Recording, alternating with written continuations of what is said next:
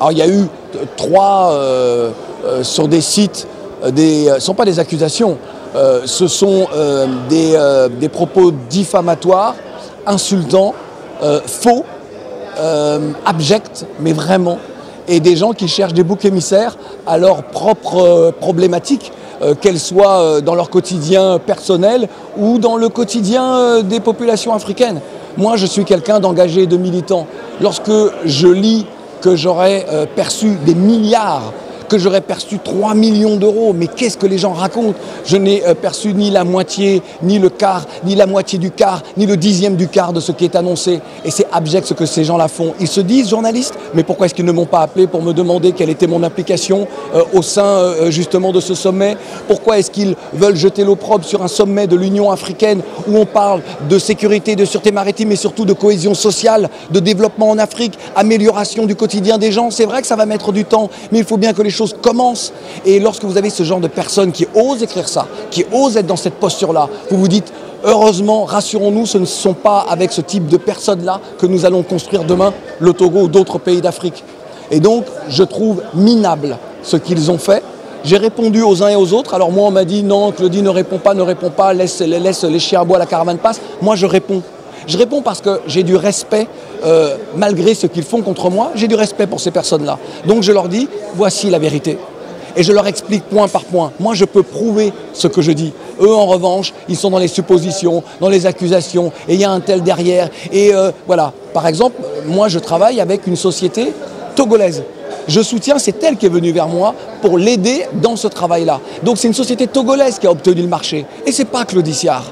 C'est pour ça qu'il faut que les gens arrêtent de raconter n'importe quoi. Et moi, je suis très heureux, très fier d'avoir participé à ce sommet, ici, à Lomé. Voilà, je le dis et je vous le dis. Et quel est votre engagement par rapport à ce sommet? Moi, mon engagement, c'est celui d'un Africain de la diaspora, d'un panafricaniste. C'est-à-dire que vous êtes aujourd'hui là, dans cet antre où nous sommes, où s'est déroulé le sommet. On dit souvent que nos chefs d'État se sont mis d'accord pour ne jamais être d'accord. Là, ils ont signé la charte. Il y a des mesures contraignantes. Ils étaient d'accord sur ces mesures contraignantes. Donc, que se passe-t-il? Ça veut dire que les choses commencent à avancer. Ça veut dire qu'on a fini par comprendre que l'on ne peut pas attendre de l'Union européenne, du Congrès américain et de je ne sais quelle autre organisation asiatique ou autre ou du monde arabe pour faire les choses. C'est nous qui devons faire les choses. Se prendre en main. Dire que désormais, la responsabilité nous incombe et elle ne compte pas à un autre. Et lorsque vous avez des personnes qui attaquent ça, qui attaquent des initiatives où on dit s'unir pour bâtir, c'est grandir ensemble, eh bien, c'est quelque part pour moi les pires ennemis de l'Afrique. Ces gens-là constituent pour moi les pires ennemis de l'Afrique. Et donc, moi, je suis heureux. Maintenant, évidemment, la vie des gens ne va pas changer du jour au lendemain, puisqu'on dit que la sûreté, la sécurité maritime, pour le développement en Afrique, c'est pour cela qu'il faut qu'il y ait un cadre sécuritaire. La vie des gens ne changera pas tout de suite, mais on a enclenché un processus. Et on ne pourra pas revenir en arrière. Et si, par malheur, les chefs d'État s'arrêtaient en bon chemin, eh bien je fais partie de ces gens qui sauront leur rappeler ce qui s'est passé ici à Lomé du 10 au 15 octobre 2016 et qu'ils ont malheureusement aujourd'hui une responsabilité grave vis-à-vis des populations et qu'il va devoir falloir reprendre les travaux et faire ce qui a été signé ici à Lomé. Et qu'est-ce qui vous a le plus choqué dans tout ce que les gens ont raconté? C'est lorsque vous dites à des gens, par exemple, à ceux qui lisent, dont certains ont peut-être très peu de moyens, ont du mal à vivre, ont du mal à joindre les deux bouts, qu'ils soient au Togo ou ailleurs ou de la diaspora, et vous leur dites que Claudie Siard, il a pris 3 millions d'euros, il a pris des milliards. Les gens se disent mais c'est pas possible, mais lui, l'homme de la génération consciente, c'est pas vrai, il nous a trahis, c'est quoi? C'est pas du tout ça. Mais moi je vais vous donner une autre lecture de l'histoire. Donc ça me choque parce que c'est faux. Mais je vais vous donner une autre lecture. Ça veut dire qu'on préférerait, par exemple, que ce soit une société, imaginons par exemple, si moi j'avais eu le marché, parce que tout le monde a bien vu que ce n'est pas moi qui ai eu le marché dans cette histoire-là, tout le monde l'a vu. Certains même sur les réseaux ont dit, mais finalement, où est Claudie Siard? On a dit que c'était lui qui était le grand Manitou et on ne voit rien. Mais finalement, ça veut dire que les gens qui attaquent, qui sont togolais ou sénégalais, ils préféreraient que ce soit une société coréenne, par exemple, qui ait le marché, plutôt que un Togolais ou un Africain ou un Afro, quelqu'un qui est concerné par les combats du continent, ils préféreraient ça. Ça s'appelle le complexe du colonisé. Et j'invite ces personnes-là à relire ou à lire, parce que je pense qu'elles ne l'ont pas lu, Peau noire et masque blanc de Frantz Fanon.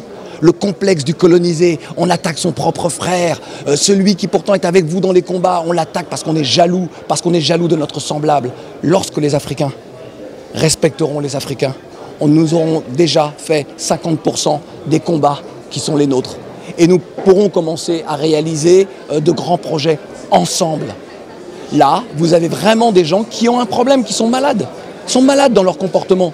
Ils devraient se dire, ah ben c'est Claudie qui a eu le marché, tant mieux, parce que Claudie c'est un militant. Il va peut-être justement, bah Claudie, il faudrait que tu puisses dire ça, il faudrait que tu puisses faire ceci. Vous savez ce que je voulais faire moi lors de ce sommet? On avait calculé peut-être une intervention, vous êtes le premier à qui je le dis, où j'allais interpeller les chefs d'État pour leur dire, vous devez aider Haïti. Haïti est un membre observateur de l'Union africaine. Ce sont les Américains, les Européens qui aident Haïti et l'Afrique n'aide pas Haïti. Et voilà ce que je voulais faire. Eh bien, ce que ces gens ont fait, ils n'ont fait que polluer l'atmosphère, mon atmosphère, et j'ai reculé.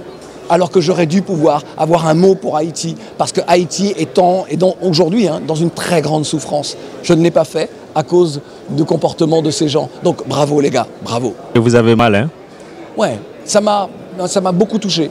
Ça m'a beaucoup touché. Ma fille aînée l'a vu, elle sait, donc elle dit, mais papa, mais pourquoi les gens font ça? Je lui dis, tu sais, la bêtise et la jalousie de ce monde, et c'est comme ça. Et oui, mais moi, ça m'a beaucoup blessé, mais ça m'a blessé en me disant, bon, je sais, je suis habitué. Je suis habitué que de temps en temps, il y ait des gens qui réagissent. Et après, lorsqu'ils se rendent compte qu'ils se sont trompés, au lieu d'écrire, désolé, nous nous sommes trompés, ce qu'on nous a dit était faux, nous a induit en erreur, ils ne le font pas. Bah oui, il faut bien que ça corresponde avec leur comportement initial. Mais celui qui ferait ça, qui dirait, on s'est trompé, Claudie, on le reconnaît, eh bien, je suis le premier à dire, bon, faisons la paix, faisons comme si tout ça n'avait pas existé. Parce que je pense qu'il faut travailler ensemble, il faut avancer, il faut parfois savoir oublier les mauvais épisodes.